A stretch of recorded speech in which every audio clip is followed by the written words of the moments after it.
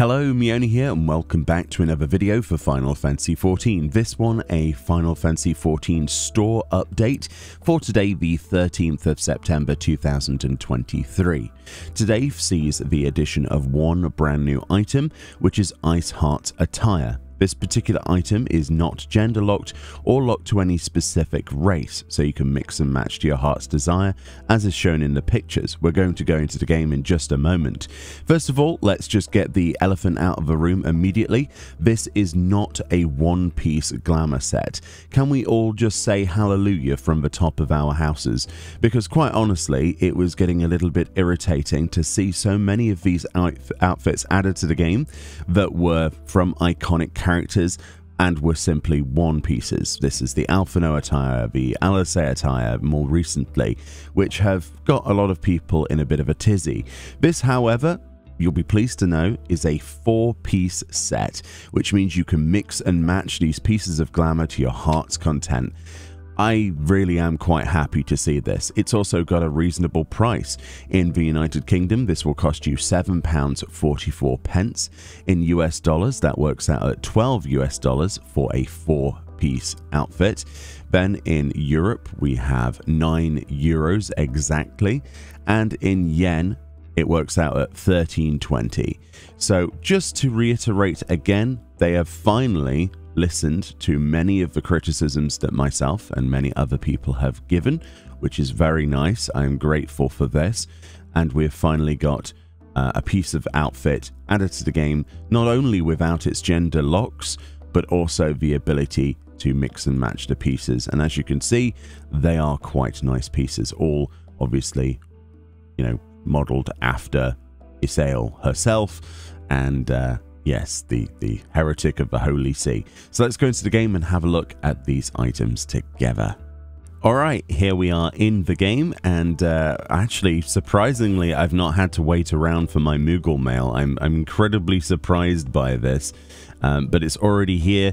And as you can see, here's our 4-piece set. Now, the immediate thing to bear in mind is unfortunately none of these pieces are dyeable, so that's one mark against it, but I think we can allow that, right? There'll be no dye previews in this video, but we can allow that because they've actually separated the pieces, and that is more important, I think, to most people than the dyeability. It would be lovely to have dyeability, don't get me wrong, but it is typically not something that you see with these glamour pieces that are designed after a character. We cannot have our cake and eat it all the time, and I think that is a fair limitation. I will agree to that. I will concede victory simply because we can actually equip each of these pieces separately.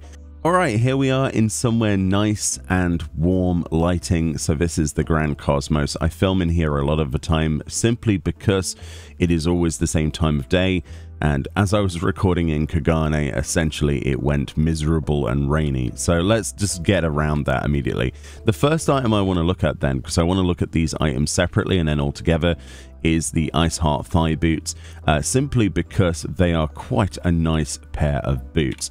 So again, we've just equipped basic Mikote starting gear at the top, just simply so YouTube doesn't have a go at me for having semi-naked characters or whatever. I don't really understand. But these are the boots in particular then.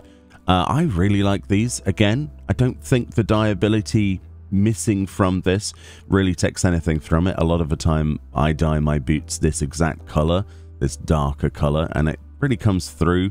Iceheart's leggings, you know, are great, but the boots are the best bit in my opinion. Yeah, they're just nice simple boots. We have got boots like this in the game already, so maybe it's not the most like definitive thing, but it is nice to see that bit of white and the cross stitching there as well. But this flared nature of the gloves is unique, so it's really hard to replicate NPC glamour in the game. So when they just bring out the NPC's glamour itself, you can really tell the major differences. A lot of people have been trying to create Iceheart's glamour, you know, a Isael glamour for a very long time, myself included, and you're always missing that flared section on the gloves, so that looks really good. The detail is as you would expect. It's got the buckle on it, it's got the flared top, it's got the cross stitching. It's pretty great actually. It is pretty great. Right, let's look at the rest of this. All right, believe it or not, this is the Iceheart bottoms. Now, I've never seen what Lady Iceheart or Isael wears underneath underneath her robe. So this actually came as a bit of a surprise to me personally. This particular skirt then is silver. I would have never imagined that, actually. It's got this nice emblem sort of belt on the top here. And yeah, it's actually really quite nice, isn't it, actually? Yeah, it's surprising. I really didn't think she had this kind of skirt. I mean, it's not the area I would probably look at the most on Isael, to be perfectly honest with you. I know some of you might, but it's interesting. A nice silver skirt with this sort of embroidery and the belt buckle and the stitching on the side. Very cool. And it's nice to see that separately. I think that was important. And then if we just take everything off for a moment and look at the robe on its own, this is what the robe looks like then. Again, without the skirt that we didn't know anything about. So obviously there's a nice sort of triangular section exposed of the leg, but also we get a lot of the groinal area of your character. It looks pretty cool. It honestly looks pretty cool. Immediately, it doesn't necessarily fixate me towards Isael. Like, I could easily convert this with other pieces of gear to make it look like something else, which is nice, actually. This is maybe one of the most versatile pieces of character-inspired glamour, NPC-inspired glamour that we've had in the game, and the most freedom we've had in a very long time. I do like this non-one piece sort of approach to it, and that's what I was complaining about for so long, is the ability to customize your character and take these influences from NPCs and then do your own thing is more important than just simply one-to-one recreating them most of the time, you know?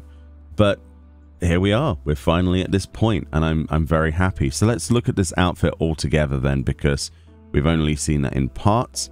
As you can see, as we equip all of those parts, all of those 4 pieces, the chest, the arms, the skirt, and the feet, it looks pretty great. It honestly looks pretty great, in my opinion. But yeah, honestly, the only real criticism that I have for this is the undyeable nature. I will happily, as I said earlier in the video, concede that, though, to the fact that this particular outfit is, you know, interchangeable. We can think of all sorts of things to go with this. I want to try this with skirts in a moment. So where we would usually look at dyes, because we're not this time, we'll go to the Glamour dresser and we'll see exactly what we can mix and match with this, just some out of some of the basic items I have lying around. But I think this is a huge success, and I'm very proud that Square Enix have actually delivered on something that I myself, I know a lot of other people have been asking for a very long time. But yeah, let me know what you think about this. But the detail on this is extraordinary. Look at the actual bit on the belt there that goes down to the skirt. It's those little details that were impossible to recreate yourself, you know, with the pieces of glamour that we had.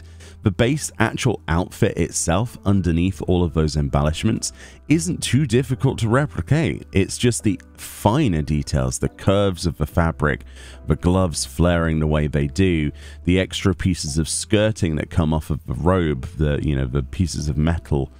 It's lovely to finally have in the game. Alright, here we are in the Glamour dresser. As you can see, I've placed these items in here, took 4 spots out of my Glamour dresser. You'll be pleased to know in 7.0, in Dawn Trail expansion, we will be able to actually place items that are here within our armoire, because purchased optional items will be available to be added into the armoire, which has basically got a fairly infinite storage in comparison.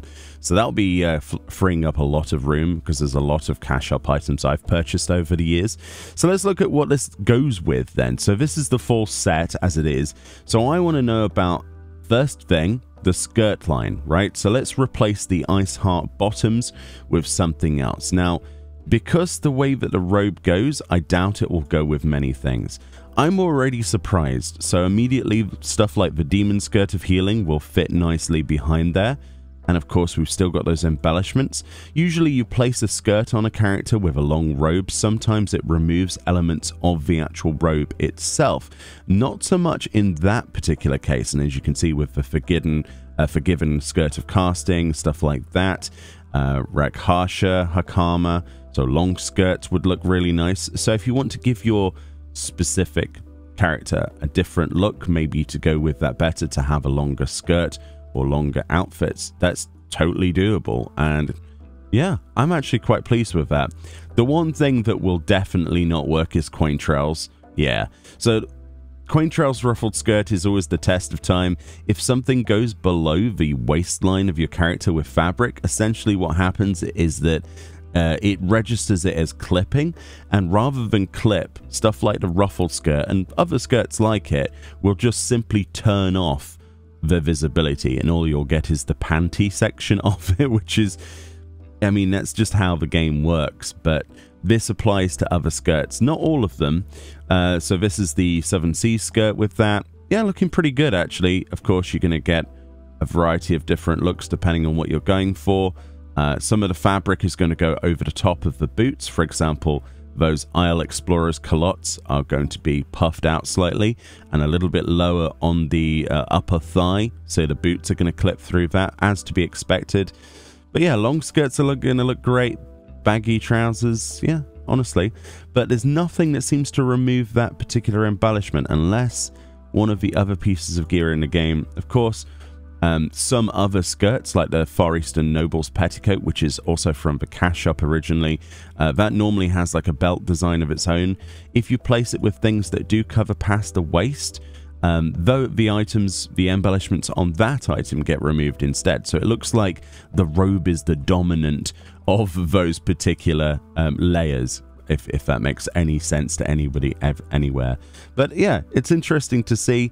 The limitations are going to be what you want from this outfit. If you get away from the robe and you were just combining these items with something else, obviously you're going to get a varied look. One of the things a lot of people always ask is how do the gloves interact with the top sections, like tops and things like that, because sometimes things with huge sleeves either overwrite the gloves or vice versa. It would appear that the same is here, right? So stuff like the Exarchic coat, right, because it has that top layer of sleeve attached to it already, it will essentially remove the flared section from the gloves behind it and leave you with a front section which almost looks like fingerless gloves. So that could actually be quite nice and beneficial in the long run as well. In fact, that goes quite nicely together, doesn't it? Especially since we can combine the non-dyeable pieces with pieces of gear that we could dye, right? And that would look pretty great. Obviously, we'd probably pick a different skirt out for that.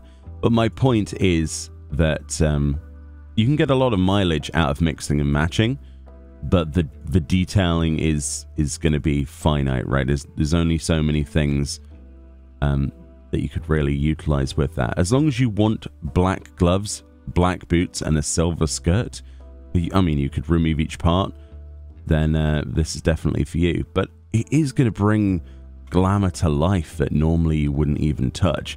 And I would much rather have this interchangeability than I would, say, having Alphino's attire, which is just replacing everything.